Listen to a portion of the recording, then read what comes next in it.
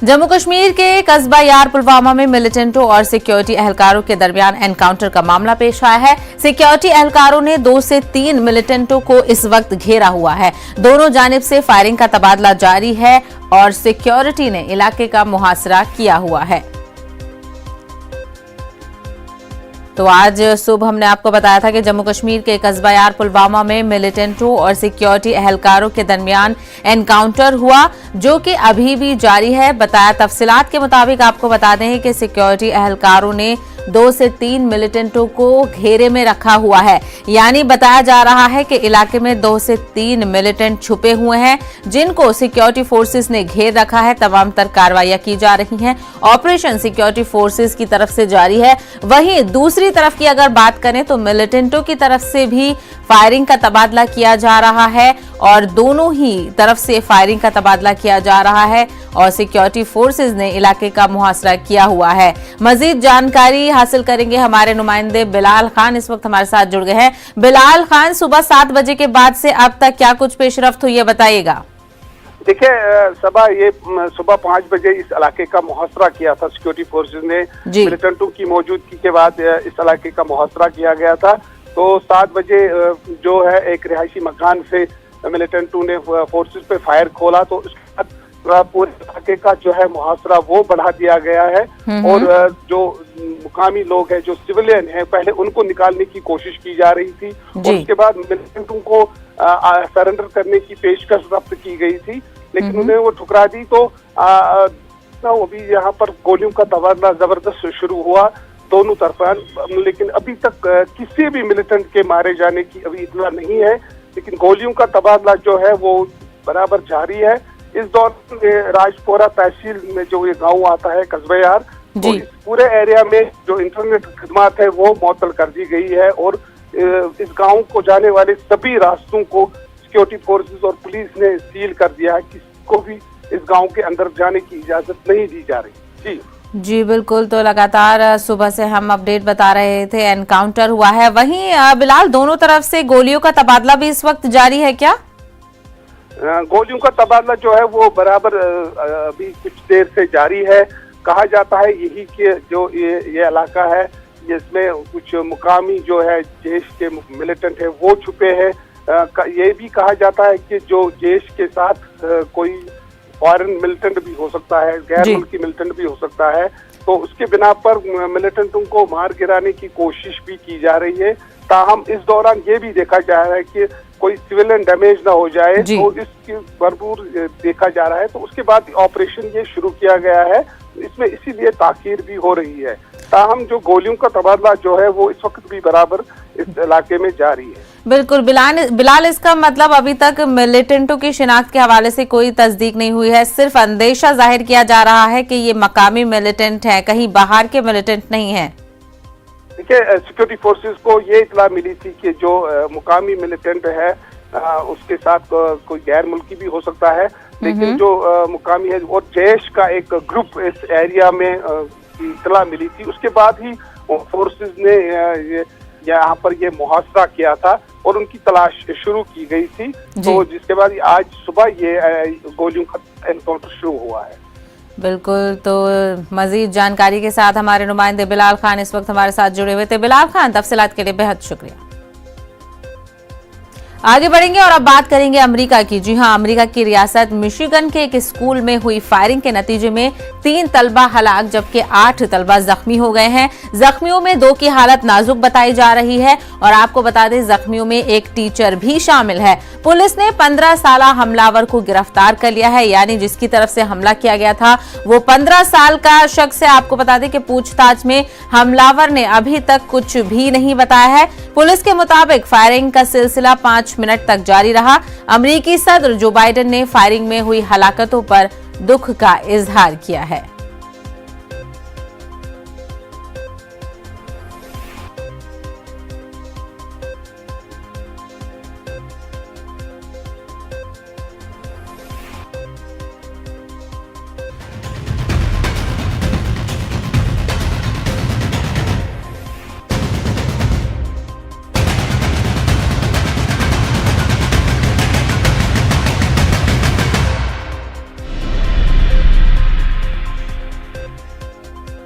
तो अब बात करेंगे ओमिक्रॉन के खतरे की। जी हां, कोरोना से मुकाबला जारी है। इसी बीच कोरोना की नई किस्म ओमिक्रॉन के मुमकिन खतरे से निपटने की भी तैयारियां की जा रही हैं। मुतासिरा मुल्कों से आ रहे मुसाफिरों की तिब्बी जांच कोविड ज़ाब्ते के मुताबिक की जा रही है। हालांकि कोरोना की नई किस्म का कोई मामला मुल्क में अभी तक सामने नहीं आया है, लेकिन इसे संजीदगी से लिया जा रहा है। लोकसभा में आज कोरोना से मुकाबला और ओमिक्रॉन के खतरे पर बहस हो सकती है।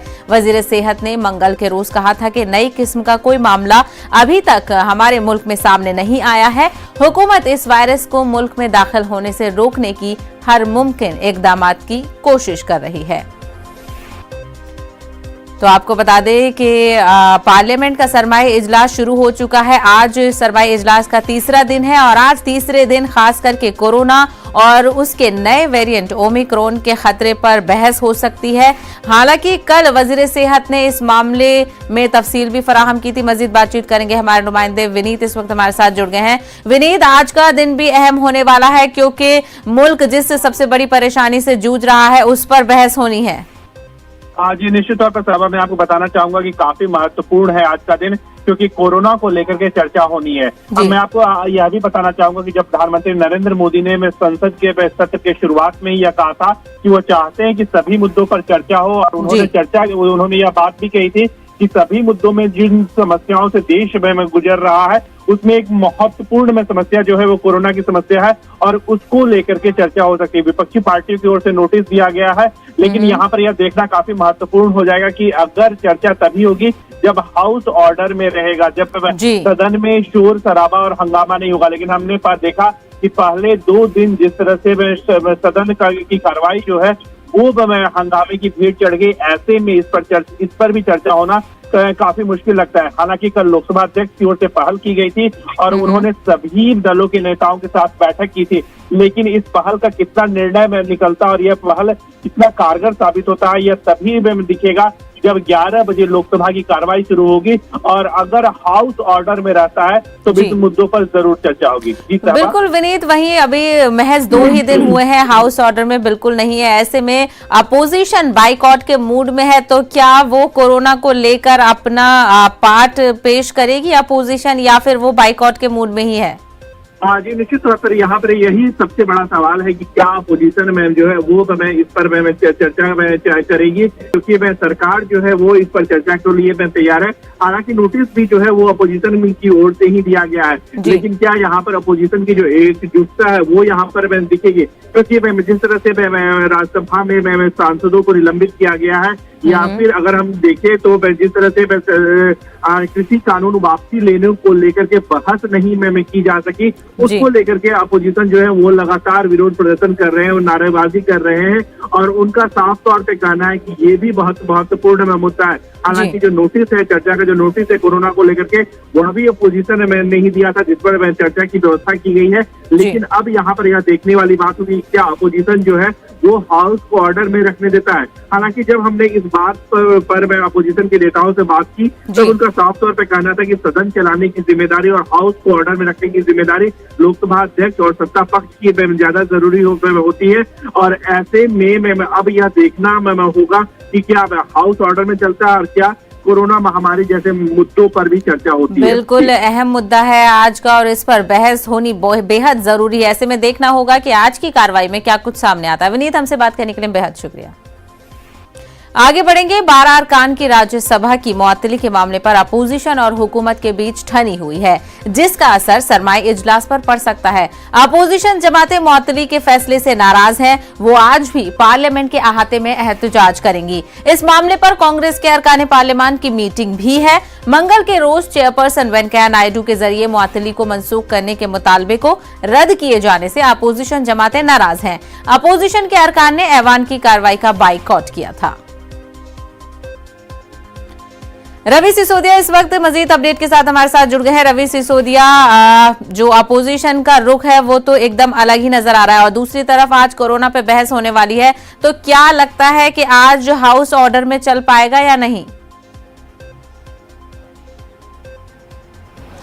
देखिए, जहाँ तक विपक्षी दलों का सवाल है, आज एक बैठक बुलाई गई करीब 10 बजे और उस बैठक में ये तय किया जाए कि आगे क्या रणनीति होगी। लेकिन अभी जो सूत्र ये बता रहे हैं कि जब तक जो 12 सांसद हैं राज्यसभा के उनका निलंबन वापस नहीं होता तब तक विपक्षी जो दल हैं वो अपनी बात को नहीं मानेंगे। उनके तरफ से गतिरोध खत्म होता नहीं दिखा, क्योंकि सरकार की तरफ से जो दलील दी गई थी, सरकार की तरफ से ये स्पष्ट किया गया था कि अगर जो सांसद हैं वो अगर माफी मांग लेते हैं तो ऐसे में जो गतिरोध है वो खत्म हो सकता है। लेकिन विपक्षी दलों की अगर बात करें तो उनकी तरफ से साफ कहा गया है कि जी ये पूरा मसला मानसून सत्र का था, और ऐसे में अगर जो मानसून सत्र का मसले को लेकर आप जो विंटर सेशन है, जो शीतकालीन सत्र है, उसमें कार्रवाई नहीं कर सकते हैं। तो दोनों के बीच जो गतिरोध है वो खत्म होता नहीं दिख रहा है। जहां तक कोरोना की बात करें, चर्चा को लेकर फिलहाल आज कोई लिस्टेड नहीं है। आज जो लिस्ट होना था उसमें आज चर्चा को लेकर लोकसभा में वो लिस्ट नहीं किया गया, तो इसकी बहुत कम संभावना है कि कोरोना को लेकर कोई चर्चा लोकसभा में कराई जाएगी।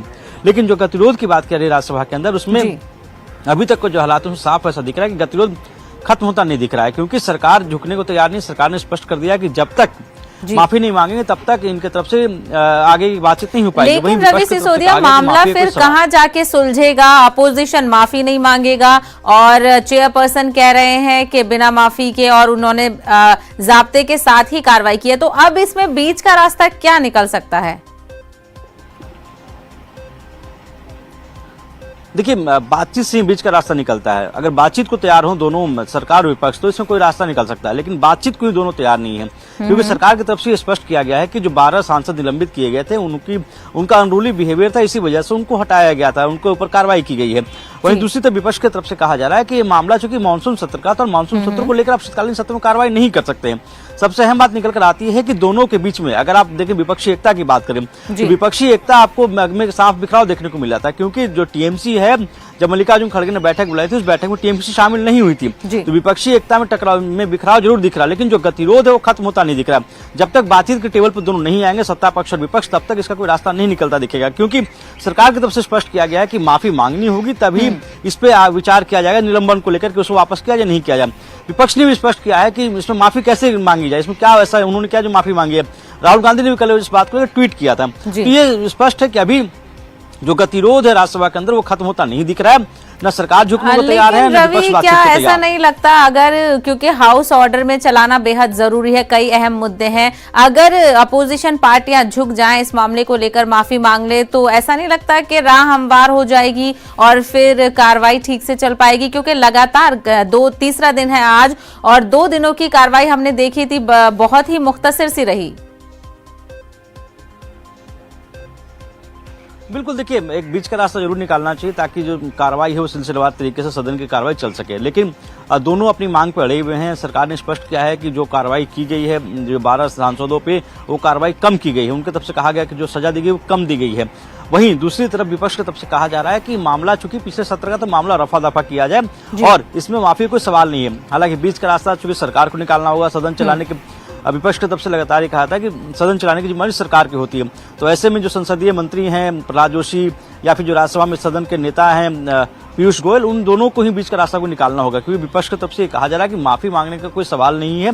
सरकार अगर रुख अपना लचीला रुख अपनाती है और विपक्ष भी अगर झुकने को तैयार होता तभी कोई बीच का रास्ता निकल सकता है। जी, और ये मीटिंग जो होने वाली है वो कब शुरू होगी कांग्रेस की? देखिए, 10 बजे सभी राज्यसभा सांसदों को और लोकसभा सांसदों को कांग्रेस ने बुलाया है संसद भवन के अंदर, और करीब 10 बजे के बाद गांधी प्रतिमा के सामने एक प्रदर्शन करने वाले हैं, धरना प्रदर्शन का किया जाएगा। कल भी सभी विपक्षी दलों के साथ कांग्रेस के सांसदों ने धरना दिया था और वॉकआउट भी किया था। अगर बात करें राज्यसभा की बात करें, राज्यसभा से उन्होंने वॉकआउट भी किया था। उन्होंने कहा था कि जब तक इस जो कार्रवाई है, इस कार्रवाई को वापस नहीं आता तब तक वो सदन में नहीं जाएंगे। इस तरह की बात कल की गई थी। आज भी एक मीटिंग भी है पहले, और मीटिंग के बाद कांग्रेस सांसदों का धरना होगा गांधी प्रतिमा के सामने। हालांकि अभी ये देखना होगा कि क्या वो बातचीत करेंगे या नहीं करेंगे। अगर उनकी बातचीत होती है, कोई बीच का रास्ता निकलता है, तब सदन की कार्रवाई सुचारू रूप से चल सकती है। लेकिन अगर कोई बीच का रास्ता नहीं निकलेगा तो विपक्ष की तरफ से जो रणनीति है वो हो सकता है आज भी सदन का वॉकआउट करें। जी बिल्कुल, तो कहीं ना कहीं ये मामला सुलझता हुआ नजर नहीं आ रहा है। मरकजी हुकूमत के लीडर भी यही कह रहे हैं कि अपोजिशन पार्टी माफी मांगे तभी इस मामले को लेकर आगे की कुछ पेशरफ्त नजर आ सकती है। रवि सिसोदिया, हमसे बात करने के लिए बेहद शुक्रिया। कोरोना वबा के दौरान बाहमी इमदाद और इन्हिसार का जज्बा मुस्तहकम हुआ है। मुल्क इस वबा से मुत्तहिद होकर मुकाबला कर रहा है। टीकाकारी के ऐलान के बाद हम बेहतर ताउन करें, जिससे हम कोरोना को मात देने की जानिब कदम बढ़ा सकें। नेटवर्क 18 इस मुहिम में हर कदम पर आपके साथ रहेगा। जब तक सभी महफूज नहीं, तब तक कोई महफूज नहीं होगा। इसी सोच की बुनियाद पर हमारी मुहिम संजीवनी का मकसद ये यकीनी बनाना है कि वैक्सीन पाना सभी हिंदुस्तानियों का हक है। फिलहाल रुकेंगे एक छोटे से ब्रेक के लिए, जल्द लौटेंगे कुछ और खबरों के साथ।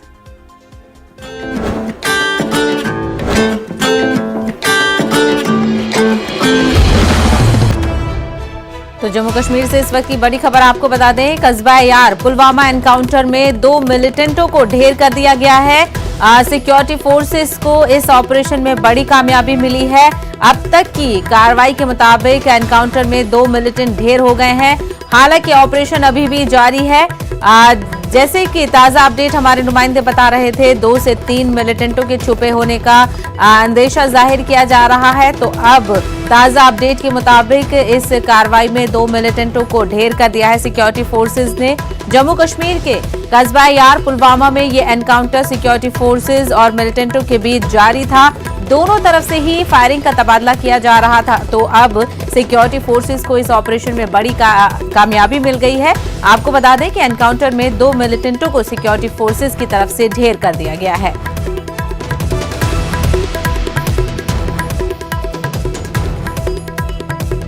तो इस वक्त की बड़ी खबर आपको बता रहे थे जम्मू कश्मीर से। जम्मू कश्मीर के कस्बा यार पुलवामा में सुबह से जो सिक्योरिटी फोर्सेज और मिलिटेंटों के बीच एनकाउंटर चल रहा था, उसमें अब 2 मिलिटेंटों को ढेर कर दिया गया है। सिक्योरिटी फोर्सेज को बड़ी कामयाबी मिली है। 2 मिलिटेंट ढेर कर दिए गए हैं और हालांकि ऑपरेशन अभी भी जारी है।